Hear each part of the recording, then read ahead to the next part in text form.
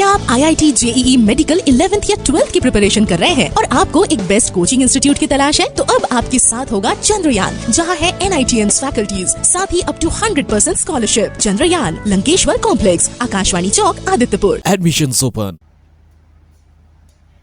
Hello students, welcome again to the YouTube platform of Chandrayaan.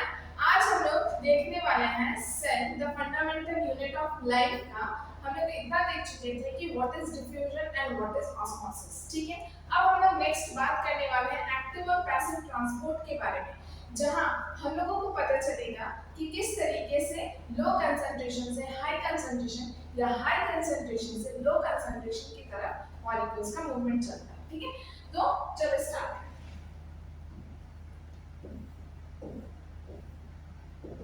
Active और passive transport में जाने से पहले हम लोग देख सकते हैं कि एक्टिव और पैसिव ट्रांसपोर्ट में हम लोगों ने डिफ्यूजन के बारे में देखा था। वो किस पे आता है ये बाद में डिस्कस करेंगे। सबसे पहले जानते हैं कि डिफ्यूजन में क्या होता है। मॉलिक्यूल्स जब भी आउटर साइड या हायर कंसंट्रेशन से लो कंसंट्रेशन की ओर जाता है, किस साइड? जब हाई कंसंट्रेशन से लो कंसंट्रेशन की ओर जाता है, सिर्फ उसको मेम्ब्रेन या किसी भी एक मीडियम का जरूरत पड़ता है, तो तभी हम लोग इसको कहते हैं डिफ्यूजन या सिंपल डिफ्यूजन। ठीक है, लेकिन जब सेल मेम्ब्रेन में अगर प्रोटीन की मदद से हाई कंसंट्रेशन से लो कंसंट्रेशन की ओर मॉलिक्यूल्स आते हैं, तो उसे हम लोग कहते हैं फैसिलिटेटेड डिफ्यूजन। क्लियर है? नेक्स्ट हम लोग बात करते हैं ऑस्मोसिस।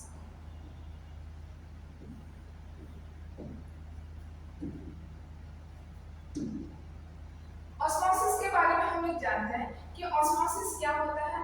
ऑस्मोसिस का मतलब होता है यहाँ सिर्फ और सिर्फ वाटर मॉलिक्यूल्स का मूवमेंट होता है from outer side to the inner side. अगर आउटर सरफेस से या इनर सरफेस से हाई कंसंट्रेशन से लो कंसंट्रेशन की तरफ सिर्फ और सिर्फ वाटर मॉलिक्यूल्स का मूवमेंट होता है, तो हम उसे कहते हैं ऑस्मोसिस। और ऑस्मोसिस होने के लिए सिर्फ और सिर्फ एक मेम्ब्रेन की जरूरत होती है, जिसे कहते हैं सेमी परमेबल मेम्ब्रेन, और जो एक सेल मेम्ब्रेन है। तो यहाँ पे हम लोगों ने देखा था दो तरह का osmosis, that is endosmosis and one is the exosmosis. तो एंडो और एक्सो ये कब होगा? ये हाइपर और हाइपोटोनिक सॉल्यूशन के अंदर में होगा। हम लोग ने पिछले क्लास में इसकी स्टडी कर चुके थे कि हाइपरटोनिक सॉल्यूशन क्या होता है। यहाँ पे सबसे पहले दिखाया हुआ है हाइपरटोनिक सॉल्यूशन। ये हाइपरटोनिक सॉल्यूशन क्या होता है? जब आउटर साइड का मीडियम में कम वाटर कंसंट्रेशन रहेगा, यानी कि लो वाटर कंसंट्रेशन, और सेल के अंदर हाई कंसंट्रेशन रहेगा वाटर मॉलिक्यूल्स का, तो वाटर मॉलिक्यूल्स अंदर से बाहर की ओर जाएंगे, तब हम लोग उसको कहेंगे क्या? एक्सोऑस्मोसिस। हाइपरटोनिक सॉल्यूशन में किस तरीके का ऑस्मोसिस होगा? एक्सोऑस्मोसिस। क्लियर है? नेक्स्ट हम लोग बात करते हैं हाइपोटोनिक सॉल्यूशन में। अब यहाँ क्या होता है? बाहर का जो एनवायरनमेंट है वहां पे वाटर सॉल्यूशन कंसंट्रेशन ज्यादा है, अंदर में क्या है? अंदर में वाटर कंसंट्रेशन कम है, तो अंदर बाहर से यहाँ क्या होगी? वाटर कंसंट्रेशन अंदर की ओर आएगी। जब अंदर की ओर आएंगे तो यहाँ पे बोले जाएगा उसको एंडोऑस्मोसिस। तो एंडोऑस्मोसिस कब होगा? जब कोई भी सेल हाइपोटोनिक सॉल्यूशन में रहेगा। और एक्सोऑस्मोसिस कब होगा? जब कोई भी सेल हाइपोटोनिक सॉल्यूशन में रहेगा। नॉर्मली सेल में क्या होता है कि आइसोटोनिक सॉल्यूशन में अगर रख दिया जाए उसे, जैसे वाटर कंसंट्रेशन जो बाहर है वही वाटर कंसंट्रेशन क्या है? अंदर है, तो net movement of the water molecules becomes equal. ठीक है, इसके बारे में हम लोगों ने बात कर चुका था कि एक्सोऑस्मोसिस, एंडोऑस्मोसिस, ये सब क्या होता है। ठीक है, अभी हम लोग नेक्स्ट अपना बारे में बात करते हैं एक्टिव ट्रांसपोर्ट। ये एक्टिव ट्रांसपोर्ट क्या है? एक्टिव ट्रांसपोर्ट और पैसिव ट्रांसपोर्ट क्या होता है? ध्यान से सुनो। एक्टिव ट्रांसपोर्ट क्या होता है कि जब मॉलिक्यूल्स लो कंसंट्रेशन से हाई कंसंट्रेशन की ओर जाएंगे। हम लोगों ने क्या देखा? डिफ्यूजन और ऑस्मोसिस, इन दोनों में ही क्या होता है कि हाई कंसंट्रेशन से लो कंसंट्रेशन की ओर जाता है। लेकिन एक्टिव ट्रांसपोर्ट एकमात्र ऐसा ट्रांसपोर्ट होता है जहां पे लो कंसंट्रेशन से हाई कंसंट्रेशन की ओर वाटर मॉलिक्यूल्स का मूवमेंट होता है। देखो यहाँ पे बोला गया है movement of molecules from low concentration to high concentration, ठीक है, थ्रू सेमी परमेबल मेम्ब्रेन। ठीक है, through semi permeable membrane. Passive transport में क्या होगा? Movement of molecules from higher concentration to the lower concentration, इसके लिए सेमी परमिएबल मेम्ब्रेन का जरूरत पड़ भी सकता है और नहीं भी पड़ सकता है, इट इज नॉट श्योर। ठीक है, नेक्स्ट अगर बात करें, कोई भी चीज नीचे से ऊपर की ओर जा रही है तो एनर्जी की जरूरत पड़ेगी, तो यहाँ पे एक्टिव ट्रांसपोर्ट में एनर्जी की जरूरत पड़ती है in the form of ATP. आप लोगों को पता है कि एटीपी क्या होता है, एटीपी इज एडेनोसाइन ट्राइफॉस्फेट, ठीक है, ट्राइफॉस्फेट। अब एडेनोसाइन ट्राइफॉस्फेट ये मॉलिक्यूल हमारे बॉडी के अंदर रहता है, जिसमें एडेनाइन ग्रुप रहता है, 3 फॉस्फेट ग्रुप रहता है, अटैच होता है, ठीक है, साथ में एक रहता है शुगर ग्रुप, ठीक है। इन तीनों के कॉम्बिनेशन से बनता है एटीपी। ये एक मॉलिक्यूल है जो हमारे बॉडी के अंदर प्रेजेंट होता है। नेक्स्ट बात करें तो यहाँ पे क्या होता है, यहाँ पे कोई भी एनर्जी का रिक्वायरमेंट नहीं होता है, it is not required any kind of energy, ठीक है। तो ये होता है एक्टिव और पैसिव ट्रांसपोर्ट का डिफरेंस। अब एग्जांपल में अगर बात करें तो पैसिव ट्रांसपोर्ट में क्या आएगा और एक्टिव ट्रांसपोर्ट में क्या आएगा, देखते हैं। चलो यहाँ पे देखो, एक्टिव ट्रांसपोर्ट में यहाँ पे कोई भी मॉलिक्यूल्स लो कंसंट्रेशन से, याद रखना कहाँ से, लो कंसंट्रेशन से हाई कंसंट्रेशन की ओर जाएंगे, लेकिन वहां पे क्या होता है, एनर्जी का जरूरत पड़ता है। तो देखो यहाँ पे एटीपी जो है, एटीपी का मॉलिक्यूल इन्वॉल्व है इसमें, ठीक है, तब हम लोग उसको कहेंगे एक्टिव ट्रांसपोर्ट। अब तुम लोग यहाँ पे सोचोगे कि यहाँ पे भी प्रोटीन का मॉलिक्यूल है और डिफ्यूजन में फैसिलिटेटेड वाला भी यहाँ पे प्रोटीन का मॉलिक्यूल है, लेकिन डिफरेंस ये है कि लो कंसंट्रेशन से हाई कंसंट्रेशन की ओर जा रहा है। यहाँ मॉलिक्यूल्स देखो कम है, यहाँ मॉलिक्यूल्स देखो ज्यादा है। अब फैसिलिटेटेड डिफ्यूजन में क्या होता है, हायर कंसंट्रेशन से लो कंसंट्रेशन की ओर आता है, ठीक है, ये होता है डिफरेंस। और दूसरा होता है बल्क ट्रांसपोर्ट। बल्क ट्रांसपोर्ट यानी कि एंडोसाइटोसिस। मान लो कभी सेल को कुछ चीज की जरूरत पड़ती है, कुछ मॉलिक्यूल्स की जरूरत पड़ती है और वो अंदर फैसिलिटेट नहीं हो पा रहा है, अंदर नहीं आ पा रहा है, तो कैसे अंदर आएगा, by the process of endocytosis. इसके नेक्स्ट वाले प्रोसेस में हम लोग एंडोसाइटोसिस भी पढ़ेंगे वो क्या होता है। इसमें एनर्जी का रिक्वायरमेंट होता है और कुछ मॉलिक्यूल्स अंदर इस तरीके से वेसिकल्स के फॉर्म में अंदर आ जाते हैं, इसको बोला जाता है एंडोसाइटोसिस।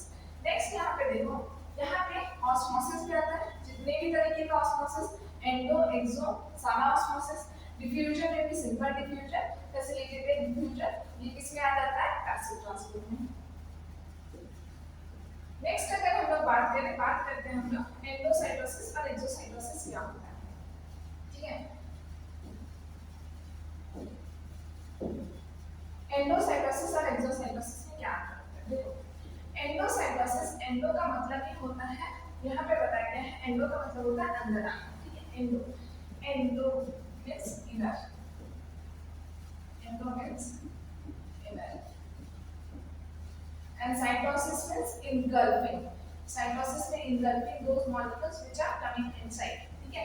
यहाँ पे बोला जाता है कि ये एक ऐसा प्रोसेस होता है जिसमें सब्सटेंसेस को इनटेक किया जाता है from outer environment to the और द एक्सटर्नल एनवायरनमेंट, बाहर से किसी भी चीजों को अंदर की तरफ खींचा जाता है, यहाँ पे खींचा जाता है, ठीक है। इस प्रोसेस को, ये process with the help of the vesicles around foreign substance, कोई भी फॉरेन सब्सटेंस जो बाहर में स्थित है उसको क्या किया जाता है, इंगल्फिंग के प्रोसेस से अंदर लिया जाता है in the form of vesicles, ठीक है, वेसिकल्स फॉर्म। जैसे अमीबा जो है कैप्चर करता है बैक्टीरिया, उस प्रोसेस को बोला जाता है फेगोसाइटोसिस। यहाँ पे अगर हम लोग बात करें, अमीबा कुछ इस तरीके से होता है, ठीक है, उसके सामने एक छोटा सा बैक्टीरिया प्रेजेंट होता है। इस बैक्टीरिया को इन्वॉल्व करने के लिए वो क्या करेगा, वो पहले अपने स्यूडोपोडिया को बढ़ा लेगा, ठीक है, ठीक है, तो यहाँ पे हो जाता है बैक्टीरिया, ये बैक्टीरिया, तो ये क्या बना उसका, स्यूडोपोडिया, स्यूडोपोडिया, ठीक है। This process is known as phagocytosis. और जब ये अंदर ना इसको फिर वेसिकल्स के फॉर्म में अंदर इन्गल्फ कर लेता है, इसी को बोला जाता है एंडोसाइटोसिस।